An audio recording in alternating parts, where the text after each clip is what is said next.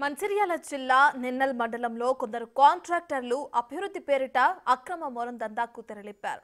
బొప్పారం ప్రాంతంలోని survey number 674లో గల ప్రభుత్వ భూమిలోని మెరాన్ని అక్రమంగా తరలించి బెల్లంపల్లి మండలం చంద్రపల్లి గ్రామానికి వేస్తున్న రోడ్డు కోసం వాడుతున్నారని స్థానికులు ఆందోళన వ్యక్తం చేస్తున్నారు. యథేచ్ఛగా లారీల్లో తరలిస్తూ సర్కారు ఆదాయానికి గండి కొడుతున్నారన్నారు. ఇంటి ముందు పోసుకోవడానికి ట్రాక్టర్ ట్రిప్పుకు మైనింగ్ అధికారులు అనుమతులు ఇవ్వటం లేదనే ఆరోపణలు వినిపిస్తున్నాయి.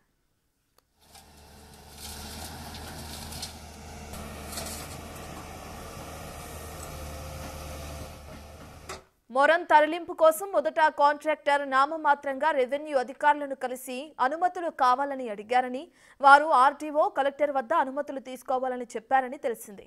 ఈ విషయంపై ఉన్నతాధికారులు నోరు మెదపకపోవడంపై పలు అనుమానాలు వ్యక్తమవుతున్నాయి.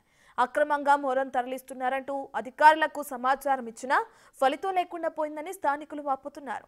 ఈ విషయమై జిల్లా మైనింగ్ అధికారులు ఫోన్ ద్వారా సంప్రదిస్తే స్పందించలేదనే ఆరోపణలు వినిపిస్తున్నాయి.